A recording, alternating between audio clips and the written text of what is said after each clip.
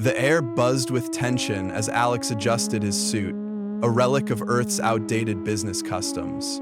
He stood far from home, light years away, on the polished metallic floor of the Galactic Council's Grand Chamber. This was the culmination of decades of effort, Earth's official introduction to the vast web of interstellar civilizations. Beside him, Dr. Sato, Earth's leading xenologist, fidgeted nervously with her datapad. Her gaze darted across the array of alien species before them, her expression a mix of awe and apprehension. The insectoid Thorians clicked and hummed, their multifaceted eyes locked on the sealed human pod.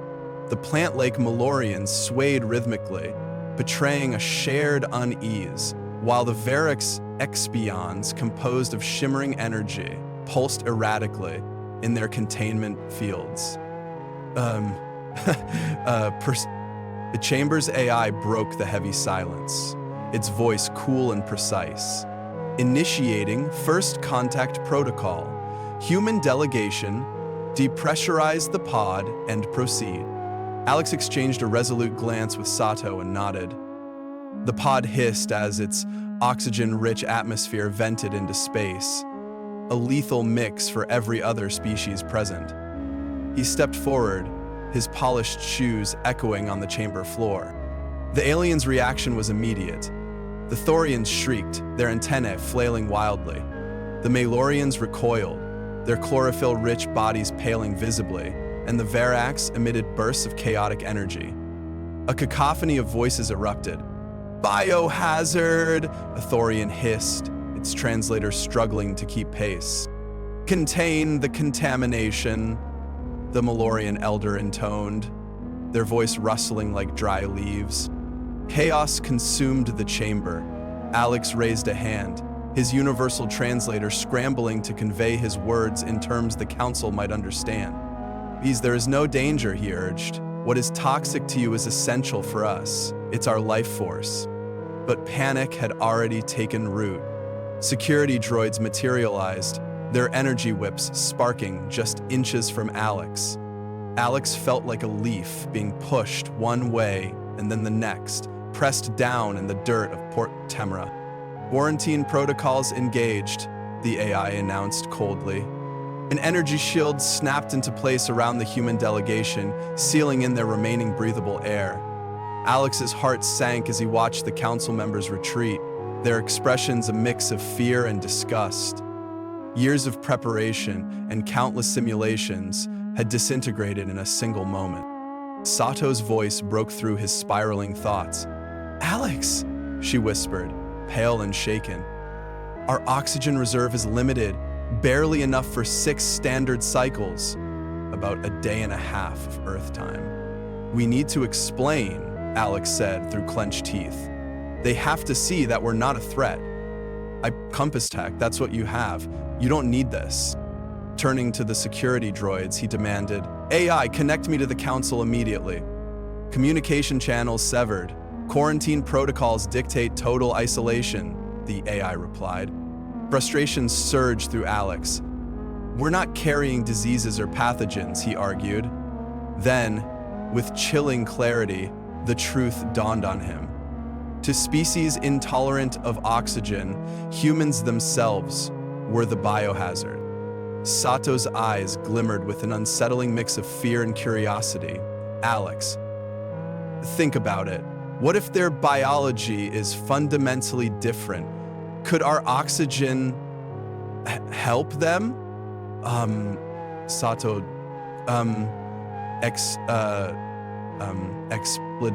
explanation? Alex latched onto her idea. "Exactly. If their biochemistry is that distinct, our oxygen could revolutionize their medicine or technology, controlled exposure, careful experimentation. It's worth trying." Hope sparked in Sato's eyes. "AI," Alex commanded, "access my research files. Compile all relevant data on human biochemistry and oxygen exchange." "Access denied," the AI responded flatly. "Override," Alex snapped. "Our survival depends on it." "Override requires council authorization," Unauthorized tampering carries severe penalties, the AI warned. Alex exchanged a grim look with Sato. Severe penalties or suffocation? I'll take the risk. Proceed with the override. Silence filled the pod, punctuated only by the rhythmic rasp of their breathing. Then the AI's monotone voice returned. Override complete. Data transmission commencing. Alex nodded to Sato. Send them everything. Start with oxygen metabolism. Show how it could be adapted for medical uses. Sato worked furiously, her fingers flying over the datapad. Streams of data filled the chamber, a torrent of scientific detail projected beyond the energy shield. The alien response was slow but noticeable. The Thorians' antennae stopped thrashing and tilted with curiosity. The Malorians swayed in patterns that suggested cautious debate. Even the Verax's erratic pulses began to synchronize. Yes, for the Gani. We'll never do that again. As hours crept by, Alex felt the weight of their dwindling oxygen and the mounting responsibility of his gamble. Then, abruptly, the quarantine shield flickered and vanished.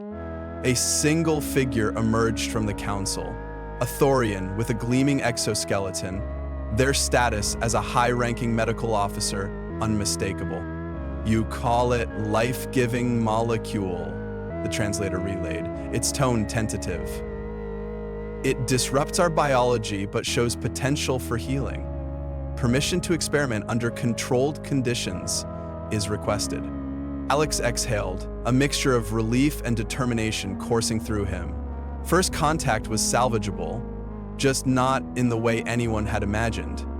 A surge of relief washed over Alex, like a wave clearing the tightness in his chest. He managed a weak smile. Permission granted, he said hoarsely, his voice cracking from exhaustion. As the Thorian medical team approached the human pod, Alex allowed himself a rare moment to simply breathe. The first steps, however tentative, had been taken. Humanity's greatest threat, it seemed, might also be their most profound contribution to the galaxy. The following weeks in the Council's medical facility were a whirlwind of controlled chaos. Stabilized by specialized breathing apparatus, Alex and his team underwent rigorous tests, observations, and carefully monitored experiments. The Thorian scientists, driven by clinical curiosity that overcame their initial disgust, meticulously examined the effects of oxygen on their biology. It was a strange mutual discovery. Humans, long accustomed to their unique biochemistry, now saw their ordinary bodily functions transformed into alien marvels. Sato, ever the scientist, found twisted amusement in the shockwaves her simple exhalations caused among her non-human colleagues. Breakthroughs emerged in waves. Malorian botanical experts discovered that controlled exposure to human breath could accelerate the growth of certain medicinal plants, unlocking rapid wound healing applications. The Verax, beings of pure energy, cautiously experimented with microdoses of oxygen to revive failing power cores, akin to jump-starting a dead battery. News of these findings spread across the Council, shattering centuries of entrenched biological beliefs. What began as fear of humans morphed into fascination, grudging respect, and finally a pragmatic drive to collaborate. The very substance that had once marked humanity as a biohazard now promised unprecedented advancements. Challenges remained, however. Alex spent countless hours in negotiations with cautious council representatives, hammering out safety protocols, containment measures, and trade agreements centered around exporting carefully filtered portions of Earth's atmosphere. The galaxy was not ready to fully integrate humanity, but the quarantine was lifted. The term biohazard was tentatively replaced with unique resource. One evening, Alex observed a Thorian physician administering a measured dose of oxygen to regenerate the cells of a critically injured patient. As he watched, an aged Malorian elder approached, their leaves drooping with quiet weariness. "We misjudged you," the elder's voice rustled, the translator rendering their words into soft clicks and whispers. We feared what we did not understand. A poison has become a remedy." Ugh. Alex nodded, a lump forming in his throat. Sometimes the greatest discoveries come from the most unexpected places. The Malorians surveyed the bustling medical ward, where humans and aliens worked side by side. It was a scene so improbable it might have been dismissed as fiction mere weeks earlier. "Perhaps," the elder said slowly, "it is true, as your ancient texts claim, from death springs new life." The shift within the Galactic Council was unmistakable. Suspicion gave way to collaboration. Trade delegations, initially disguised as biohazard assessors, began cautiously exploring Earth's resources. Inert minerals from Earth proved to be powerful energy conductors when infused with trace amounts of oxygen, while Earth's high oxygen flora revealed groundbreaking pharmacological applications.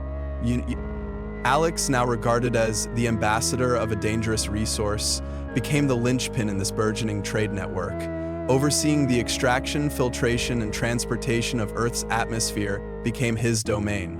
Massive harvesting facilities were constructed in Siberia's desolate expanses, fortified distribution hubs established on the moon, and fleets of specialized ships launched to carry their volatile cargo across star systems. Had this micro, linchpin of industry. With this newfound economic significance came reluctant acceptance. It became harder to view humans solely as a threat when their very breath healed the sick, powered cities, and revolutionized industries. Whispers of fear faded, replaced by the hum of interstellar commerce. Earth had traded in my breath for extra matter. It was as if life on the council station transformed for the human delegation. Their quarters were expanded, sterile isolation replaced with accommodations mimicking Earth's environment. Sato, her initial claustrophobia a distant memory, thrived in the newly constructed biodomes, eagerly studying how alien flora reacted to controlled oxygen experiments. Yet tension lingered. Rumors hinted at clandestine experiments by less scrupulous council members, driven by fear and a desire for military advantage.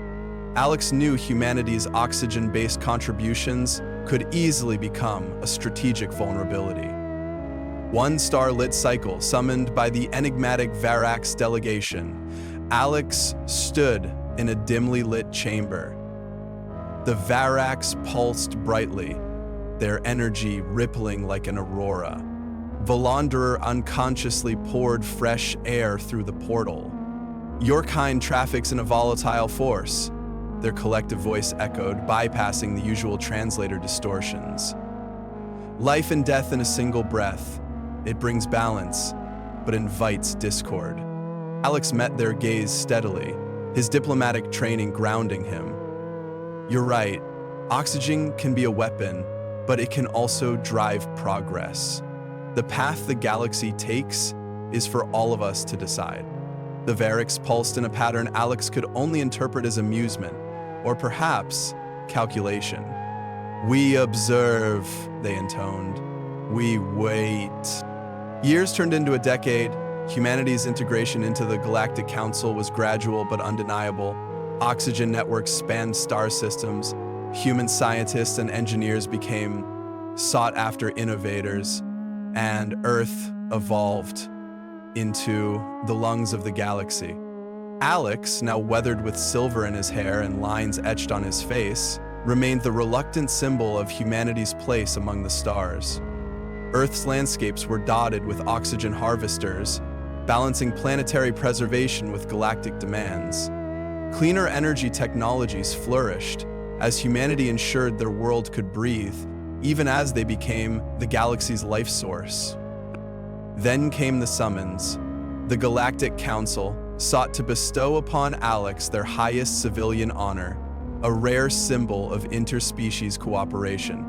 It was an acknowledgement of his tireless efforts, a human's breath, once feared, now celebrated as a bridge between worlds. Standing before the assembled representatives beneath the grand dome of the Galactic Council chamber, Alex felt an overwhelming mix of emotions. It had been 10 long years since he first stood in this very spot, unsure of what the future held for humanity. Now he was not the same man. Time and experience had left their marks. Yes, sir. His hair streaked with silver, his face lined with the weight of diplomacy, and his posture, once upright with youthful determination, now steadied by seasoned resolve, all told a story of resilience. Yet, as he scanned the room, the sight of the gathered representatives filled him with a cautious hope. The Tianzas, perched with their spindly legs folded beneath them, clicked their mandibles in approval. Their multifaceted eyes gleamed under the chamber's soft, ambient light, reflecting shades of gratitude and recognition. Beside them, the Malorians swayed in unison, their leaf-like appendages shimmering with bioluminescent hues. The subtle rhythm of their movement was akin to a standing ovation, a gesture of profound respect in their culture. Even the stoic Varric, beings of pure energy encased in shimmering fields, pulsed in a rhythmic display that might have been interpreted as admiration. These beings, who once viewed humanity with suspicion, now regarded them with a mixture of necessity and respect. Humanity had changed the galaxy, but not without being changed themselves. As the ceremonial honor was lowered over Alex's head, its cool metal brushing against his skin, he was struck by a cascade of memories. He thought back to the sealed pod where it had all begun, the suffocating fear, the desperate gasps for air, and the weight of the unknown. Now, that moment of vulnerability seemed almost like a lifetime ago. "You have transformed our understanding of life itself," the Thorian High Counselor proclaimed, her voice reverberating through the chamber with a measured gravitas. "What was once feared is now essential." Her words echoed the core of humanity's paradoxical journey. Their breath, once considered a deadly poison, had become the lifeblood of countless species. Thorian High Counselor proclaimed, her Thorian High Council proclaimed, her once feared treasure is now within our grasp. The lessons of history can be learned here. Mia Andrea has that's the applause that followed was a symphony of alien expressions. The rhythmic clicking of the Theans, the rustling chorus of the Malorians, and even the faint harmonic pulses of the Varric created a collective acknowledgement of humanity's place in the grand tapestry of the galaxy. Yet, as Alex stood amidst this cacophony of recognition, he couldn't help but reflect on the ironies that had brought him here. Humanity had taught the galaxy how to breathe in a new way, but in doing so, they themselves had begun to feel suffocated, not by physical constraints, but by the weight of their own success. After the ceremony, Alex made a decision. The longing for home, buried beneath years of duty and responsibility, resurfaced with an intensity that couldn't be ignored. He submitted a formal request for extended leave, a rare move for someone in his position. The council, though initially surprised, eventually approved, recognizing the immense toll his role had taken on him. With the approval in hand, Alex boarded a shuttle bound for Earth, his heart heavy with anticipation. The moment he stepped off the shuttle onto the tarmac of a remote landing field, Alex was struck by an overwhelming sensory rush. The air, rich and unfiltered, rushed into his lungs, carrying with it the scent of rain-soaked earth and the intoxicating perfume of wildflowers in bloom. The hum of machinery and the sterile atmosphere of space stations faded into the background, replaced by the vibrant, chaotic symphony of life on Earth. Sorry, can have that. Sick. Not hardly. It was a stark reminder of what humanity had fought to protect, and what they had almost forgotten. He rented a modest landcraft, deliberately avoiding the sprawling urban centers with their meticulously controlled environments. His destination was a secluded stretch of coastline, a place etched deeply in his childhood memories. The drive, winding through untouched forests and past serene meadows, felt almost surreal. The natural beauty of Earth, unaltered by the galactic trade networks and industrial progress, stirred something within him. When he finally arrived at the coast, the sight of the ocean brought tears to his eyes. The vast expanse of water stretched endlessly before him, its surface shimmering under the golden hues of the setting sun. Alex removed his shoes, letting the coarse sand sift between his toes as he walked along the shore. The rhythmic crash of the waves, ancient and unyielding, resonated deep within him. Here, in this place untouched by politics and trade agreements, he found a moment of clarity. Sitting on a weathered piece of driftwood, he stared out at the horizon, the salty breeze ruffling his hair. The tension of the past decades seemed to ebb away with each wave that lapped at the shore. After a few moments, he found rest in his eyes, staring at the shore. But the respite was fleeting. His communication device chirped, breaking the serenity of the moment. The insistent tone was a reminder of the life that awaited him among the stars. For a brief moment, Alex considered ignoring it, disappearing into the twilight and relinquishing the burdens of his titles. But he knew that luxury was no longer his to afford. Humanity's role in the galaxy was too significant, its responsibilities too great. Rising from the driftwood, he brushed the sand from his clothes, his resolve solidifying with each step back to the landcraft. The return to the stars was marked by a renewed sense of purpose, but also an acute awareness of the shifting dynamics within the council. Whispers of unease and envy had begun to spread among the delegations. The galaxy's dependence on Earth's oxygen had transformed from necessity to resentment, their respect tempered by a simmering desire for control. This tension came to a head with an unexpected trade dispute. What began as a debate over the harvesting rights to a resource-rich but ecologically delicate moon quickly escalated into a full-blown conflict within the council chambers. Accusations of exploitation and inequity reverberated through the halls. Delegates who had once praised humanity's contributions now questioned their growing influence. Alex, drawing upon decades of diplomatic experience, argued passionately for cooperation and sustainability. "We must find balance," he implored. "Our shared survival depends on it." But his words seemed to fall on deaf ears. The council's vote, a stark rejection of humanity's claims, left him with a chilling realization: the galaxy's tolerance of humanity had limits.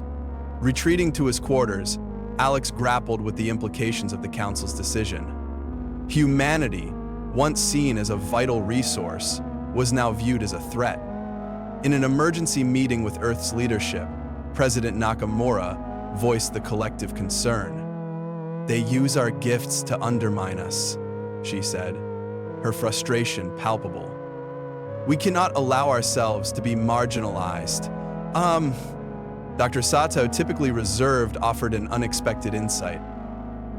"Earth's atmosphere is more complex than they realize," she began, her tone uncharacteristically firm.